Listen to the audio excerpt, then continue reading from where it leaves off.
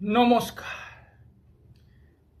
এই 18ই আগস্ট 2025 থেকে যে রবি কেতুর একটা সংযোগ তৈরি হয়েছে, এই সংযোগের ফলে নানা রকম বিপদ বা অসুবিধার সৃষ্টি হচ্ছে।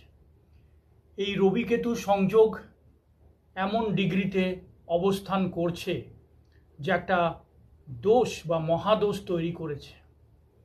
এই দোষ বা মহাদোষ এই সেপ্টেম্বর মাসে কিন্তু অনেক অসুবিধার সৃষ্টি করবে।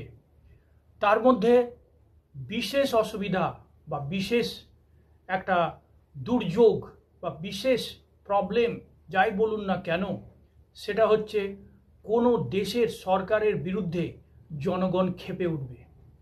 সেটা যে কোনো দেশের হতে পারে, সেটা আমাদের দেশ ভারতবর্ষ হতে পারে বা পার্শ্ববর্তী দেশ বা অন্যান্য যে কোনো দেশ, যে কোনো মহাদেশের যে কোনো দেশের সরকারের কিন্তু খুব বিপদ বা কোনো একটা সরকারি ডিসিশনের ফলে দেশের জনগণ সেই সরকারের প্রতি বিশাল বিক্ষোভ, চূড়ান্ত বিক্ষোভ প্রদর্শন করবে এবং চারিদিকে এক অগ্নিগর্ভ পরিস্থিতি তৈরি হবে।